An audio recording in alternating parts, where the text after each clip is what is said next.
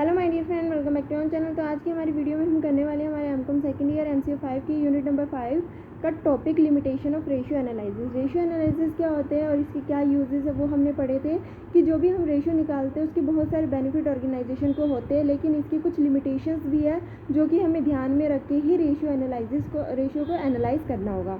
तो क्या लिमिटेशंस है वो देख लेते हैं। फर्स्ट आती है, you should be aware that many companies operate in more than one industry which doesn't operate in only one business segment but in diversified businesses, so care should be taken to ensure that segment level ratio are compared. इसमें कहा गया है कि एक business जो होता है, ठीक है, एक कंपनी जो है सिर्फ एक इंडस्ट्री, एक पर्टिकुलर इंडस्ट्री के अंदर है कि काम नहीं करती, वो बहुत सारी डिफरेंट इंडस्ट्रीज़ में काम करती है। ठीक है, डिफरेंट इंडस्ट्रियल सेगमेंट में, डिफरेंट बिजनेस सेगमेंट में वो काम करती है। अगर वो रेशियो का यूज़ कर रही है कंपैरिजन करने के लिए कि किस सेगमेंट में वो अच्छा परफॉर्म कर रही है, तो उस पर्टिकुलर सेगमेंट का यूज़ करके ही उसको रेशियो निकालनी चाहिए ताकि उसको पता चल सके कि इस सेगमेंट में वो कैसा परफॉर्म कर रही है।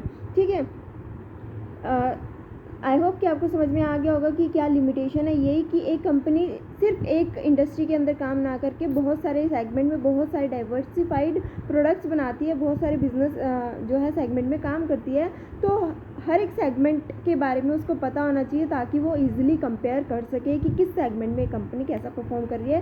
सेकंड लिमिटेशन की अगर हम बात करते हैं तो जो भी हमारी बैलेंस शीट होती है तो वहाँ पे अगर कुछ चेंजेस आते हैं तो एक्चुअल में क्या चेंजेस आ रहे हैं, किस रीज़न की वजह से चेंजेस आ रहे हैं, वो रीज़न स्पेसिफाई नहीं होता, जिसकी वजह से हमें रेशियो एनालिसिस को बहुत ध्यान से एनालाइज करना चाहिए कि अगर रेशियो में चेंजेस आए हैं तो किन फैक्टर की वजह से ये चेंजेस आए हैं। सपोज करो अगर इन्फ्लेशन इकोनॉमी में बढ़ चुका है, डिफ्लेशन की सिचुएशन है, या बिजनेस कंडीशन चेंज हो चुकी है, इकोनॉमिक कंडीशन चेंज हो चुकी है, तो इसका इफेक्ट बिजनेस पे पड़ेगा और बिजनेस की जो रेशियो है उनमें चेंजेस आएंगे। लेकिन सिर्फ अगर हम रेशियो एनालिसिस करते हैं, जब भी रेशियो को देखते हैं तो रेशियो एनालिसिस में रेशियो का अप एंड डाउन दिखाया जाता है, लेकिन वो नहीं बताया जाता कि किस रीज़न की वजह से रेशियो में चेंजेस आ रहे हैं। तो ये भी एक बहुत बड़ी लिमिटेशन है रेशियो एनालिसिस की। क्या इन्फ्लेशन है distorted the balance sheet in the sense that the financial statement do not account for inflation, which implies that they do not represent the real picture of the scenario. However, given not so high inflation, it would not affect the analysis much. उसके बाद आता है seasonal factor can greatly influence the ratios, hence you should make sure that you control for the seasonal differences. Better would be to perform the ratio analysis on a quarterly basis to get the complete picture for a whole year.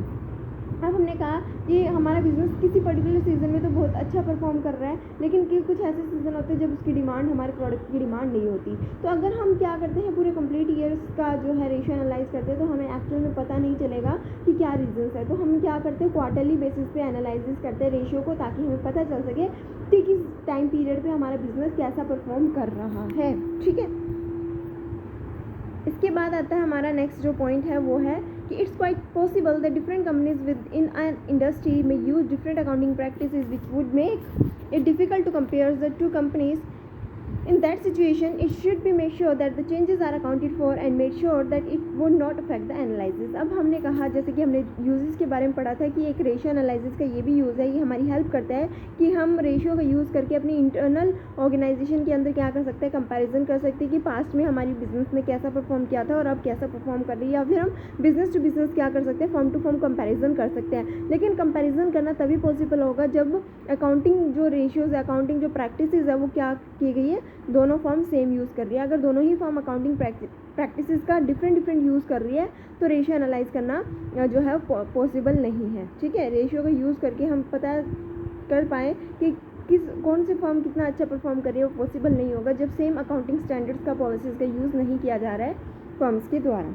उसके बाद आता है, it could also भी possible that different companies may use different financial year. Say for instance one company may use the calendar year as its accounts closing year, while some other may use the financial years.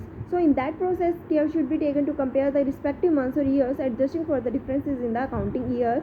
अब comparison करना तब बहुत ज़्यादा difficult हो जाता है जब एक कंपनी कैलेंडर ईयर को यूज़ कर रही है, एक कंपनी फाइनेंशियल ईयर को यूज़ कर रही है, क्योंकि यहाँ पे जो मंथ्स है वो क्या कर रहे हैं, वेरी कर रहे हैं। ठीक है, जिसकी वजह से रेशियो एनालाइज करना बहुत ज़्यादा डिफिकल्ट हो जाता है।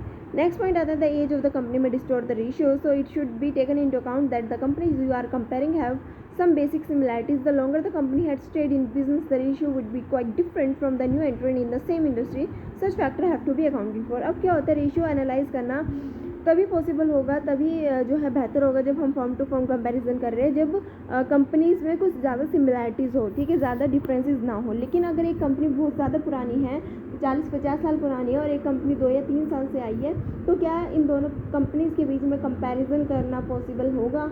नहीं, पॉसिबल नहीं है, ठीक है। ये भी एक लिमिटेशंस है रेशियो एनालिसिस की। उसके बाद आता है however there is also possibility that innovation and aggressiveness may lead to bad ratios, so one should not blindly depend on the numerical ratios figures but try and understand why the company has bad ratio in any particular year before jumping into wrong conclusions। तो इसमें ये क्या कहा गया है? ये कहा गया है कि ज़रूरी नहीं है कि हर साल जो हमारी रेशियो एनालिसिस है वो सही आए, ठीक है। ज़रूरी नहीं है कि हर बार हमारे असेट्स हमारे लाइबिलिटी से ज़्यादा हो। कई बार क्या हो जाता है, लाइबिलिटी ज़्यादा हो जाती है असेट से, तो एक तरीके से ये बैड रेशियो ही रिप्रेजेंट कर रही है। तो किसी भी कंक्लूजन से पे पहुंचने से पहले, किसी भी रॉन्ग कंक्लूजन में पहुंचने से पहले हमें ये एनालाइज करना होगा कि क्या रीजंस है ये इस तरीके की बैड रेशियो जो है किसी पर्टिकुलर ईयर में आने का, ठीक है। उसके बाद आता है हमारा नेक्स्ट पॉइंट कि the other down side of the ratio analysis that ratio should not be interpret one way. Example, a high ratio may only be better up to a point, so one should not assume that this will hold good in future. A company having a profit margin of 10% in 2003 doesn't necessarily indicate that it would have at least 10% profit margin in the year 2004. इसके एक ये भी है ratio analysis की। मान लो कि किसी भी एक पर्टिकुलर ईयर में मान लो प्रॉफिट आ रहा है हमारा 10%, प्रॉफिट मार्जिन है 10%, तो हम दूसरे ईयर में भी ये एक्सपेक्ट नहीं कर सकते कि इस बार 10% प्रॉफिट है तो नेक्स्ट ईयर भी 10% होगा। Due to some other factors हो सकता है कि हमारा जो प्रॉफिट है इस बार ज़्यादा आया हो या फिर प्रॉफिट जो है इस बार कम आया हो, ठीक है। तो एक पर्टिकुलर ईयर को ऊपर डिपेंड होकर हम किसी फ्यूचर ईयर्स की जो है एनालाइज नहीं कर सकते, ठीक है। बहुत सारे रीज़न होते हैं जिसकी वजह से अप एंड डाउन्स आ सकते हैं। तो ये थी आज की हमारी वीडियो। आई होप आप सभी को जो है क्लियर हो गया होगा रेशियो एनालिसिस क्या होता है और क्या इसकी बेसिक लिमिटेशंस है, ठीक है। वीडियो अच्छी लगी तो लाइक शेयर सब्सक्राइब करना मत भूलना। Thanks for watching.